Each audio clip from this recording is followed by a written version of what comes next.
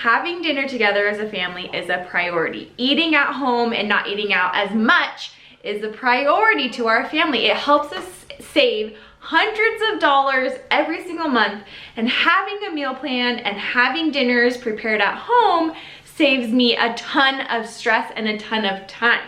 So in today's video, I'm gonna show you a tip to help you save even more time at dinner. We are going to be bulk prepping 4 different meats, so that way I can save time when I'm cooking dinner throughout the month.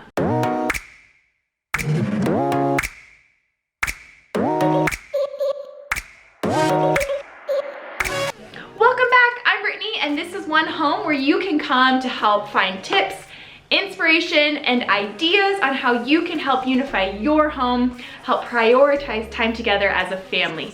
If that sounds like something you need, please click that subscribe button. And at any time in this video, if you like it, don't forget to give it a thumbs up so we know to do more videos like this for you. On the docket for today, we are gonna be doing shredded beef, pulled pork, roasted chicken, and ground beef. Those are the main meats that we use in our dinners.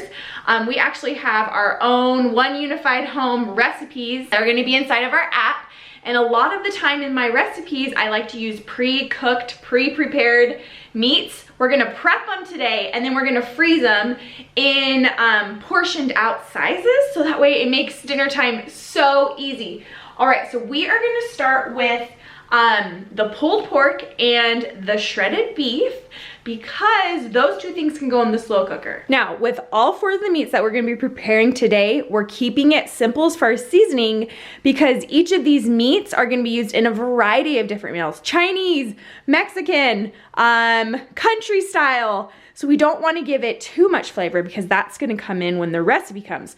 But we do want to enhance the flavors of the meat itself. So with that, we're gonna do salt, pepper, a little bit of onion powder, and whatever oil you like to use. Our family really likes to use avocado oil. So I typically buy my bulk meats from Costco. They have really good quality products for an affordable price. You can find better prices somewhere else, probably, but the quality is gonna be a little bit less. So for this pork roast, this is just a round eye roast. I just looked for a roast that didn't have too much fat in it, and was big and beefy. So this is $5.99 a pound, came out to about 30 bucks for 2 of these roasts that we're gonna put in the slow cooker.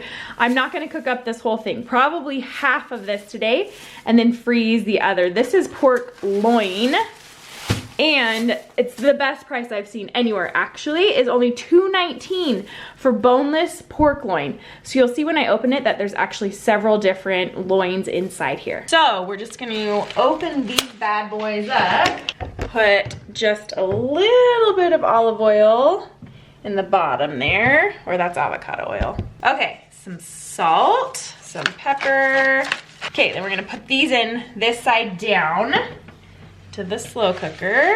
When you're doing roasts in a slow cooker, you typically want to do the fat side up, so that way as it's cooking, the fat will cook down into the meat and give it more flavor. Okay, salt, pepper, and then we're gonna cook this on low for probably 6 to 8 hours. So that's it for the beef. We're not putting any liquid in there. Basic seasonings. So that's it for the beef. I'm sorry if meat gives you the heebie-jeebies. This is what this is about. Okay, so this loin actually was a huge one. I bought them before where there was like a few in there. I don't know. This is what it was when I opened it. So I cut it into thirds-ish. I left a big portion because that's what I'm gonna freeze to use for future recipe. But I'm gonna put these 2 in the slow cooker, so I season them with the salt and pepper and the onion powder. I have my oil in here, so I'm gonna put these, I need to put them fat side up in here. So just gonna place them in here, and then these are gonna cook on low for about the same amount of time, for about 60 hours until they can shred easily with a fork. All right, let's work on our chicken. Now I'm choosing chicken thighs for roasting. Because we're gonna be reheating this meat, I wanted a meat that doesn't dry out quite as easily as chicken breast, which is why I chose the thigh. So with this one, all we're gonna do is I took my foil lined pan, I put a little bit of oil down. Then what I am doing is I am peppering and, let's see, got some salt. I mean, don't be shy with your salt. This is what brings out the flavors of the meat.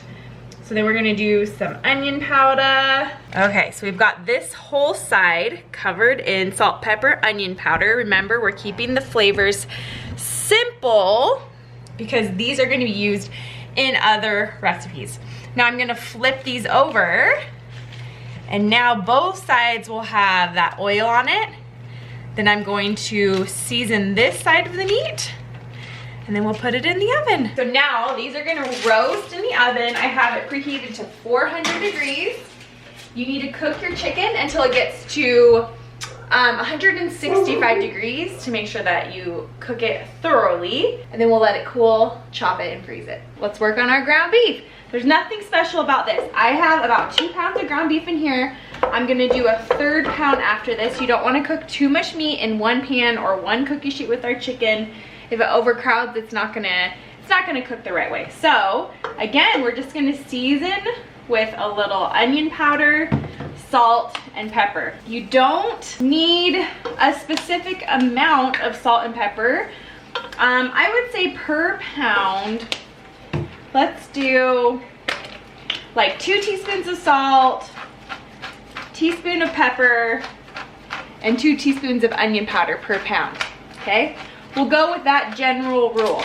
But again, we're not adding too much flavor to the meat because this is gonna be used in a variety of recipes coming down the line.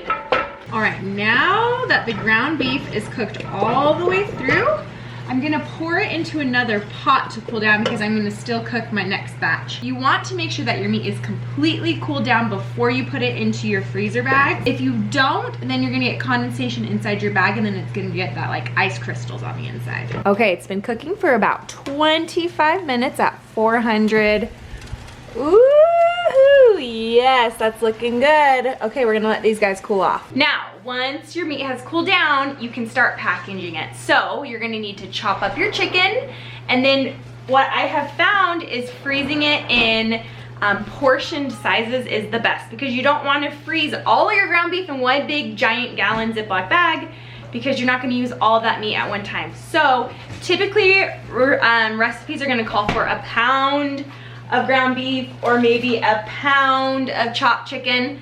So now you're ready to go. So I'm making my homemade spaghetti sauce, and you need to throw in some pre-cooked ground beef. I mean, this is saving me a pot and probably 10 minutes that I would have had to spend cooking that ground beef to add it in. Instead, I just pulled it from my freezer, let it defrost, and then just dumped it in. All right, so there you have it. There are 4 different meats that you can prep and cook now to make dinner time later so much easier and so much faster. Do you have any other meats that you like to prep and cook ahead of time and then freeze for later? Would love to hear your suggestions down in the comments.